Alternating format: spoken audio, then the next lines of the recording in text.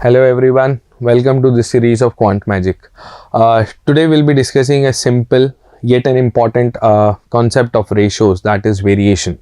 Okay, now first of all let's discuss what actually variation means. अब देखिए, अगर अपन traditional bookish definition पे जाते हैं तो variation says then when two quantities change with respect to each other and that change is governed by a rule and that rule can be judged, then it is known as variation. But सिर्फ bookish definition is not enough, because actual में इसको maths में किस तरीके से use करना है उसके लिए कंसेप्ट की अंडरस्टैंडिंग होना जरूरी है, right. So what variation means is change with respect to each other, यानी कि जब दो क्वांटिटीज एक दूसरे के रिस्पेक्ट में चेंज होती हैं then they are suppose to be varying with respect to each other. अब इस चीज को बेसिकली हम कुछ एक सिंपल से एग्जाम्पल से समझते हैं. ओके, तो से सपोज मैंने आपको ऐसा कहा कि we have a square. Okay, let's take an example. हमारे पास में एक स्क्वायर है. ओके, और इस स्क्वायर की साइड मैंने आपको दे दी that the side of the square is 3 centimetre, right. और मैंने आपसे पूछा what is the area of the square. तो everybody can calculate that the area of the square is side square. ठीक है, तो साइड 3 सेंटीमीटर दे रखी है तो एरिया क्या होगा 9 centimetre square. Okay, now for example मैं यहाँ पे साइड को चेंज करता हूँ. तो पहली बात तो ये समझना बहुत इंपॉर्टेंट है कि साइड बदलने से एरिया बदलेगा. अब किस तरीके से बदलेगा देखो, अगर हमने से सपोज साइड को 3 सेंटीमीटर की जगह इंक्रीज करके 4 सेंटीमीटर कर दिया तो क्या इंपैक्ट आएगा एरिया पे. स्क्वायर का एरिया भी 9 सेंटीमीटर से इंक्रीज होके 16 सेंटीमीटर स्क्वायर हो जाएगा, बिकॉज 4 स्क्वायर इज 16. ठीक है, और अगर मैं साइड को 3 सेंटीमीटर से रिड्यूस करके 2 सेंटीमीटर कर देता हूं तो एरिया पे क्या इंपैक्ट होगा, area will also reduce to 4 centimetre square. 2 square is 4, right. अब यहाँ पे एरिया साइड के साथ में किस तरीके से चेंज हो रहा है उस पर ध्यान से देखो. देखिए, अगर हम यहाँ पे ध्यान से देखें तो साइड को जब मैं इंक्रीज कर रहा हूं, अगर मैं साइड को इंक्रीज करता हूं तो एरिया भी क्या हो रहा है, इंक्रीज हो रहा है. और अगर साइड को हम डिक्रीज करते हैं तो एरिया भी क्या होता है, डिक्रीज होता है, right. That means we can say that the side and area of a square vary with respect to each other, right. तो ये दोनों क्वांटिटीज एक दूसरे के रिस्पेक्ट में वेरी करती हैं. ठीक है, एक और एग्जाम्पल लेते हैं. से सपोज इस बार मैंने आपको कहा कि पॉइंट ए से पॉइंट बी का डिस्टेंस, ए से बी का, चलिए डिस्टेंस नहीं देते, सिंपल बात करते हैं. पॉइंट ए से पॉइंट बी पे हमें ट्रैवल करना है. ओके, और मैंने आपको इस तरीके का डेटा दिया कि अगर मैं 20 किलोमीटर पर आवर की स्पीड से ट्रैवल करता हूं तो मैं ए से बी पर पहुंचने के लिए 2 आवर्स लेता हूं. I take 2 hours to reach from A to B. Okay, now 20 kilometre per hour is quite obvious कि this is speed. Okay, and 2 hours is the time taken to cover this distance. Now keeping the distance same, अगर मैं distance same रखता हूं और मैं speed को change करता हूं तो क्या टाइम चेंज होगा? यस, ऑब्वियसली टाइम चेंज होगा. ठीक है, किस तरीके से चेंज होगा देखिए, अगर मैं स्पीड को इंक्रीज कर देता हूं तो मुझे उतना ही डिस्टेंस कवर करना है और ये डिस्टेंस मैं पहले के कंपैरिजन में जल्दी कवर कर पाऊंगा. ठीक है, अगर हम स्पीड को बढ़ाते हैं तो जो टाइम पे इंपैक्ट आएगा वो क्या आएगा, टाइम विल डिक्रीज, बिकॉज आपने डिस्टेंस तो चेंज ही नहीं करा है. ठीक है, अगर मैं स्पीड को रिड्यूस कर दूंगा तो ऑब्वियस सी बात है आपको सेम डिस्टेंस कवर करना है, आप धीरे धीरे चल रहे हैं तो आपको टाइम ज्यादा लगेगा उसे कवर करने में, राइट. तो यहां पे स्पीड को चेंज करने से टाइम चेंज होता है तो हम बोल सकते हैं कि speed and time vary with respect to each other, right. Keeping the distance constant, speed and time vary with respect to each other. ठीक है, तो जब दो या दो से ज्यादा क्वांटिटीज एक दूसरे के साथ में वेरी करती हैं, एक को बदलने से दूसरे पे चेंज आता है, then we say that there is, we can discuss variation in that particular context, और हम बोल सकते हैं कि these two quantities are varying with respect to each other. Okay, अब ये वेरिएशन कितने तरीके का होता है. ठीक है, तो यहां पे अगर आप ध्यान से देखोगे तो मैंने 2 डिफरेंट एग्जांपल्स लिए हैं वेरिएशन के. ठीक है, और भी तरीके के वेरिएशंस होते हैं. यहां पे जो हमने डिस्कस करा है, यहां पे हमने डायरेक्ट और इनवर्स वेरिएशन को डिस्कस करा है, जिसको मैथमेटिकली डिटेल में अभी हम आगे चल के और डिस्कस करेंगे. ठीक है, और भी कई तरीके के वेरिएशंस होते हैं, जॉइंट वेरिएशन होता है, पार्शियल वेरिएशन होता है, उनको आगे वाले वीडियोज में हम कंटिन्यू करेंगे. ओके, नाउ 2 प्राइमा फेसी जो 2 टाइप के वेरिएशन हमारे सामने आते हैं, दैट इज डायरेक्ट और एंड इनवर्स. अब इसका क्या मतलब है देखते हैं. देखिए, डायरेक्ट वेरिएशन, डायरेक्ट का मतलब सिंपल टर्म्स में होता है सेम, ओके, और इनडायरेक्ट वेरिएशन यानी कि इनवर्स वेरिएशन का बेसिक मीनिंग होता है ऑपोजिट। तो डायरेक्ट का मतलब क्या हुआ? सेम। इनवर्स का क्या मतलब निकला? ऑपोजिट।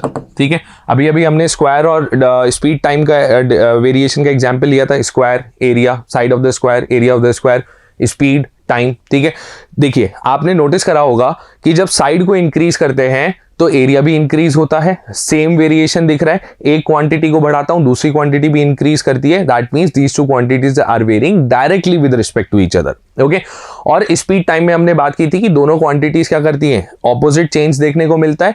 अगर मैं स्पीड को इंक्रीज करूंगा तो टाइम क्या हो जाएगा? डिस्टेंस को कांस्टेंट रखेंगे, टाइम विल रिड्यूस, और अगर स्पीड को रिड्यूस करेंगे तो टाइम क्या हो जाएगा? इंक्रीज हो जाएगा, राइट। तो स्पीड टाइम किस तरीके से वेरी करते हैं? इनवर्सली वेरी करते हैं। Now mathematically speaking, when two quantities are varying directly with respect to each other, अगर दो क्वांटिटीज एक दूसरे के रिस्पेक्ट में डायरेक्टली वेरी करती हैं तो इसका क्या मतलब होगा? इसका मतलब होगा, suppose the two quantities are a and b, that means a is directly proportional to B.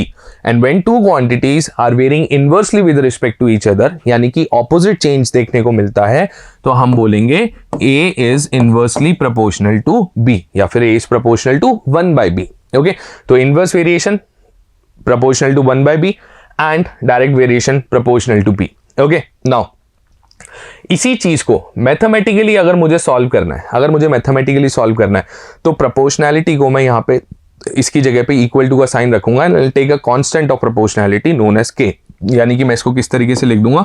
मैं इसे लिखूंगा a is equals to kb, और जब इनवर्स वेरिएशन होगा तो मैं इसे चेंज करके लिख दूंगा a is equals to k upon b, where what is k? k is the constant of proportionality। okay, अब देखिए this is one part of variation जहां हम ट्रेडिशनली इसको सॉल्व करने की कोशिश कर रहे हैं। Now how does ratios play an important role in case of variation? ठीक है, जब आप इस फॉर्मूले को यूज करेंगे एग्जाम्पल में, अभी हम डिस्कस भी करेंगे, जब हम एग्जाम्पल में इस फॉर्मूले को यूज करके सॉल्व करते हैं तो हमें बेसिकली दो स्टेप में हम क्वेश्चन का आंसर निकाल पाते हैं। हम पहले k की वैल्यू फाइंड आउट करते हैं एक सेट ऑफ वैल्यूज को यूज करके, और फिर k को यूज करके क्वेश्चन का आंसर देते हैं। लेकिन अगर मैं रेशियोज को यूज करूंगा तो यहां पे मेरे लिए क्वेश्चन जब मैं सॉल्व करूंगा तो टाइम काफी कम लगेगा। ठीक है, कैसे? पहले रेशियो किस तरीके से यूज किया जाता है उसको समझ लीजिए। देखिए, अगर मैं डायरेक्ट वेरिएशन में a और is directly proportional to b बोल पा रहा हूं और मैं रेशियोज को इसके साथ में यूज करता हूं, तो हम क्या कमेंट कर सकते हैं? हम बोल सकते हैं कि जो रेशियो a का होगा वही रेशियो b का भी होगा। ओके, यानी कि a1 upon a2 will be equal to b1 upon b2। और अगर दोनों क्वांटिटीज इनवर्सली वेरी कर रही हैं तो मैं क्या बोल सकता हूं कि a1 upon a2 will be equal to b2 upon b1, यानी कि जो रेशो a का होगा b का रेशो ठीक उसका ऑपोजिट होगा। अब ये जो दो इंटरप्रिटेशंस हैं इनको हम कई सारे मैथ्स के टॉपिक्स के अंदर यूज करते हैं। हम टाइम इन वर्क में यूज करते हैं, टाइम स्पीड डिस्टेंस में यूज करते हैं। बहुत सारी ऐसी चीजें होती हैं जहां पे आप लोग एज ए स्टूडेंट हमें बहुत अट्रैक्टिव लगती हैं जब हम ट्रिक्स की बात करते हैं मैथ्स के अंदर। वो ट्रिक्स बेसिकली ओरिजिनेट हो रही है रेशो के यूज से। ठीक है, तो टाइम स्पीड डिस्टेंस में अगर हम बोलेंगे कि स्पीड का रेशो 2/3 हो गया, टाइम विल बी 3/2, कहां से आया है? यहां से आया, because speed and time were varying inversely with respect to each other. Okay, so direct variation a1 upon a2 is b1 upon b2, inverse variation a1 upon a2 is equals to b2 upon b1।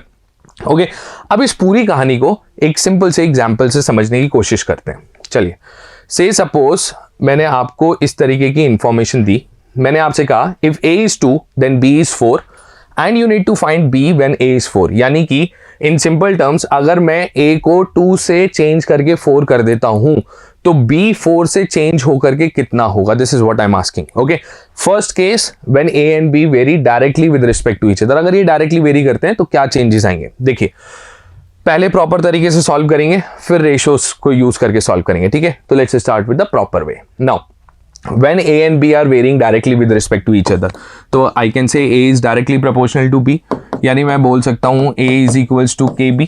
ठीक बात है।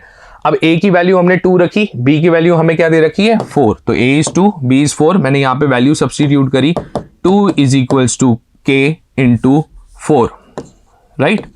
और मैंने यहाँ से k की value निकाल दी कितना? 2/4, यानी कि 1/2।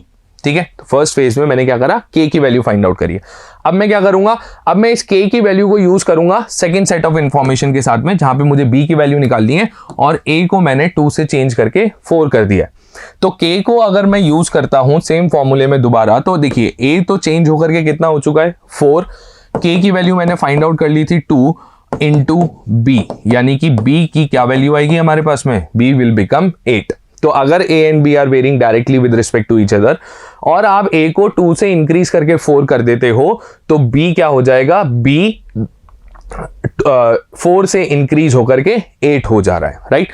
This is what happens when a and b are varying directly with respect to each other. Okay, now what if मैं इतना प्रोसेसिंग करने की जगह, इसको लिख करके सॉल्व करने की जगह रेशोज को यूज करता हूं, तो देखिए टाइम किस तरीके से आपका इंप्रूव होगा। ओके, फॉर एग्जाम्पल मैंने आपको कहा कि a and b are varying directly with respect to each other, तो हम बोल सकते हैं a1 upon a2 is equals to b1 upon b2, right.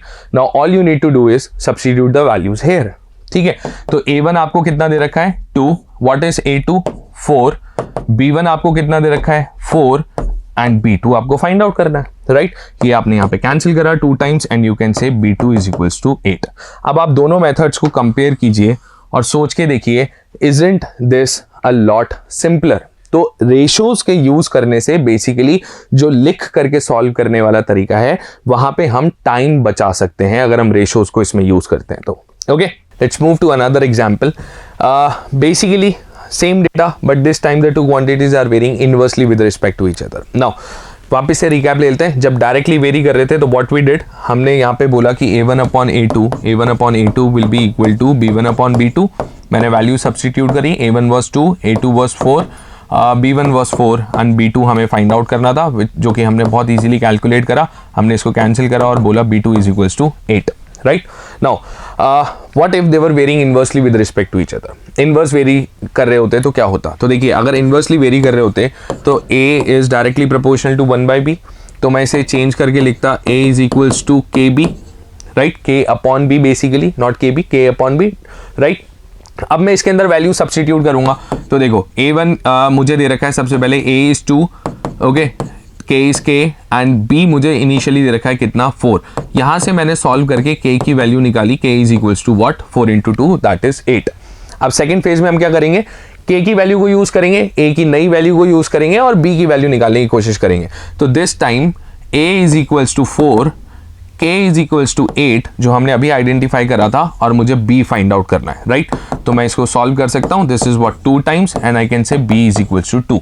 Now see, आपने क्या करा है, आपने 2 बार में जाकर के आंसर निकाला है। पहले आपने k की वैल्यू निकाली और उसके बाद में आपने आंसर फाइंड आउट करा। ओके, इसकी जगह अगर मैं रेशोज को यूज करता, अगर मैं इसी में रेशो को यूज कर लेता हूं, तो what is going to happen. देखिए रेशो को जब हम यूज करेंगे तो हम बोलेंगे a1 upon a2 is equals to b2 upon b1। उल्टा क्यों हो गया, because they are varying inversely with respect to each other. तो a1 की वैल्यू मुझे कितनी दे रखी है, इनिशियली a1 इज 2, a2 मुझे कितना दे रखा है, चेंज करके मैंने a को कितना करा है 4, राइट। b2 आपको आइडेंटिफाई करना है and b1 is given to you as 4, 4 and 4 gets cancelled और आपके पास में सीधा रिजल्ट आ गया b2 इज इक्वल्स टू कितना 2। So what happened when they were varying inversely with respect to each other, आपने a को 2 से चेंज करके 4 किया तो b 4 से चेंज होकर के 2 बन गया है। और जब पहले केस में they were varying directly with respect to each other, तो हम a को 2 से चेंज करके जब 4 करते हैं तो b भी 4 से चेंज होकर के कितना हो जा रहा है, 8 हो जा रहा है। अब यहाँ पे ध्यान से देख लो, जब a को इंक्रीज करा है तो b भी क्या हुआ है, इंक्रीज हो गया है, ठीक है, क्योंकि डायरेक्टली वेरी कर रहे थे। और यहाँ पे सेकंड केस में when they were varying inversely with respect to each other, आपने a को इंक्रीज करके 4 बनाया है तो b डिक्रीज होकर के 2 हो गया है, राइट। तो this is what we mean by variation. अब आगे के वीडियोस में हम इसको कंटिन्यू करेंगे, जहां पर कि हम और दूसरे तरीके के वेरिएशंस को डिस्कस करेंगे एंड इसके कुछ एग्जांपल्स भी डिस्कस करेंगे। Thank you.